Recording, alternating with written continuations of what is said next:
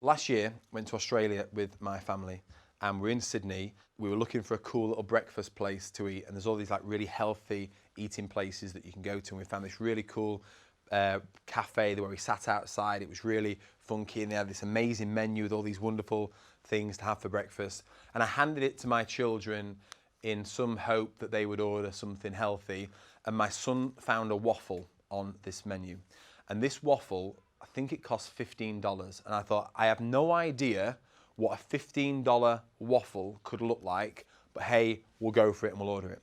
And this waffle turned up, and it was the most incredible thing I've ever seen.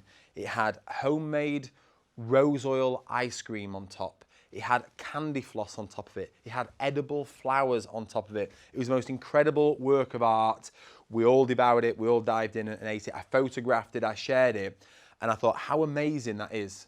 They have really gone to town on this waffle. They've created this incredible waffle that I was happy to pay $15 for. And in the airport on the way back, I sat and I drew this diagram. And what I think is, there's a lot of accountancy firms offering $2 waffles, which are good, just a basic plain waffle. And what they're doing is they're trying to make them a little bit more funky by adding in $5 waffles, and they'll put ice cream on top of it for a $5 waffle. And sometimes people go for that and sometimes they don't. But then what they're trying to do is offer $6 waffles or $7 waffles with sprinkles and things. And the client is saying, no, you know what, I'm okay. I'm going back to this one. I'm quite happy with just ice cream on top, thank you. And so they attempt to push the client up, and the client won't go for it, because what they're failing to do is to go in for the $15 waffle. And I think that there is this trap area here that if you get in there, you're in no man's land.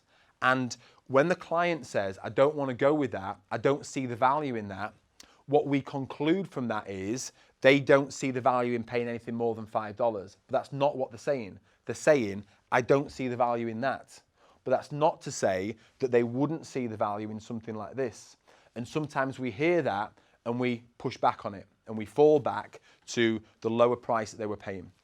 I'll tell you our first experience this in action. It was booking a hotel, and my wife and I were booking a hotel. I think it was our anniversary, and we're ringing around a few hotels, and there's one hotel and it was £250 for the night. And it was just a little bit more than I was comfortable paying. So I kind of said, oh, it's a bit more than I wanted to pay for that. And the guy then said, well, we've got a cheaper room if you want. We've got a £150 a room night. Oh, well, that's not really very nice. And so I didn't actually go ahead with anything. I then rang another hotel up, and again, they were a high price, and I think I said the same thing. It was more than I wanted to pay, and he said, look, bear with me. This is going to sound crazy. So £250 might seem a lot for this room, but if you could actually spend more than that, I can have a horse-drawn carriage waiting for you at the gate. It will take you up to the hotel. You get a tour of the grounds. You and your wife will attend a spa session in the afternoon, and in the evening, you will sit at the chef's table and we'll put you up in the best room, but it's £500 for the night. And I'm like, here's my card. Where do I sign for that? So £250 was too much for the room that I wanted to pay, and most people therefore fall backwards because they think what you've said is, I don't want to spend any more than £250, but that's not what they're saying. They're saying, I don't value what you're offering me for that. But for £500, I did value that special occasion. I did value all those things. And what we need to do is have the bravery to push beyond this. One of the first people that signed up for GoProposal was a firm in Newcastle, and one of their clients was a large chain of hairdressers. And that chain of hairdressers was spending £100 a month, a very low level service. They had maybe two hairdressers or maybe two or three, I'm not quite sure, but only a couple in the chain. They were spending £100 a month, and they'd gone back to them 18 months before and tried to get them to spend £150 a month, and they said no. And the reason they said no is because they didn't see the value in it. So they defaulted back down to the £100 a month because they didn't think that the client would spend any more money. And I explained to them that is not what's actually going on. You're hearing something that isn't being said there. You need to really look past that and look at the full value you can provide. I explained about the waffles, I explained about the hotel, etc. And he went back with a different conversation, went back to that client and offered them what he would want if he was them, knowing what he knows. The price came out at £732 a month.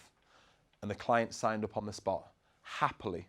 There was no sales, there was no pressure. The client happily signed up for £732 a month because they could see the value in this. There is this danger here,